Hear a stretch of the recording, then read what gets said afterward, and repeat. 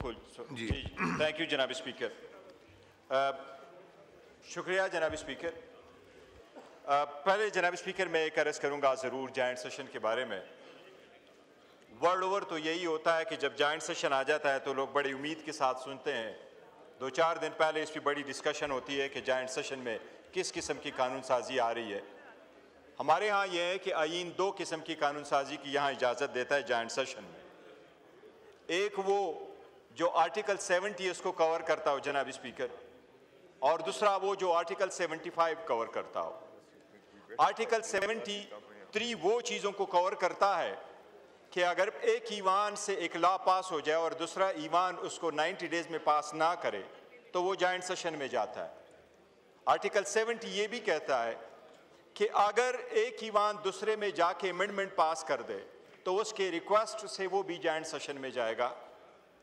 और आर्टिकल 75 का मंशा यही है कि अगर दोनों ईवानों से बिल पास हुआ हो तो वो सदर के पास एसेंट के लिए जाएं, तो ऑब्वियसली सदर भी पार्लियामान का भी हिस्सा है, वो हेड ऑफ द स्टेट है, उसका एक रोल है, वो अपना एसेंट विदहोल्ड कर सकता है और फॉर रिकन्सिडरेशन वो मुतालिका सेशन को कोर्ट को पार्लियामेंट को भेज सकता है। आर्टिकल 75 यही कहता है कि फिर वो जॉइंट सेशन करे। आज इस एजेंडे के मुताबिक आपने 7 लॉज पास करने हैं और ये 7 के 7 लॉ वही है जो सदर ने इसको अपना एसेंट रोका है। और ये सारे वो लॉज है जो वन डेट या अदर डेट पे दोनों ईवानों से पास हुए हुए। इसलिए इस ईमान के लिए ये ज़रूरी है कि पहली बात तो ये कि सदर जो इसका एक हिस्सा है किस बिना पे उसने अपना एसेंट रोका था वो उस पर ज़रूर बहस होनी चाहिए।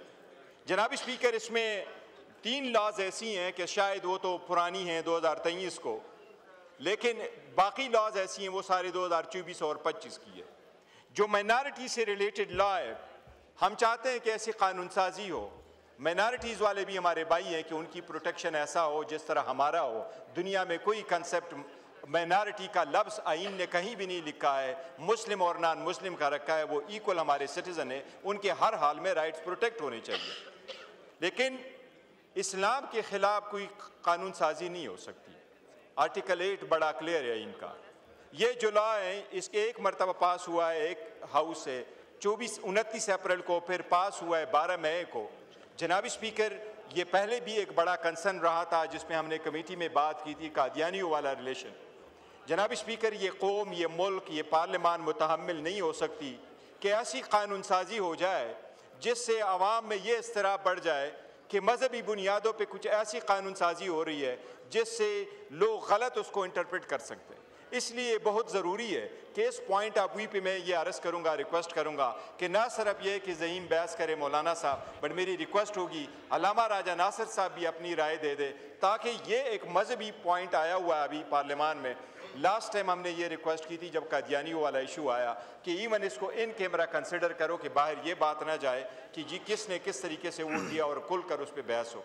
तो माइनॉरिटीज़ की राय हर सूरत प्रोटेक्ट हो, लेकिन कानून साजी इन के मुताबिक हो। और कादियानियों का इशू बड़ा सीरियस है, इस पर कहा जाए। मौलाना साहब की ये बात बिल्कुल वैलिड है कि इसमें जो क्लाज लिखा गया है सेक्शन 35 में, not with standing anything contain in any other law for the time being in force, इसका मतलब ये है कि ये लॉ अगर ये सेक्शन उस हाल में रहे तो इस लॉ को सुप्रीमेसी हासिल हो जाएगी over any other law including ये जनाब मिनिस्टर साहब ने ज़रूर फरमाया कि इसमें हमने ये जिक्र नहीं किया कि notwithstanding any judgement of the supreme court, लेकिन जनाब स्पीकर जब सबसीक्वेंट लेजिस्लेशन आ जाती है और जिसमें इस किस्म का क्लास हो फिर ये लॉ प्रिवेल करेगा, देन की सुप्रीम कोर्ट की जजमेंट्स प्रिवेल करेगी। इसलिए ज़रूरी है कि इस पर सारी सेराज सब्सक्राइब करें और बेल दबाएं ताकि कोई खबर रह न जाए।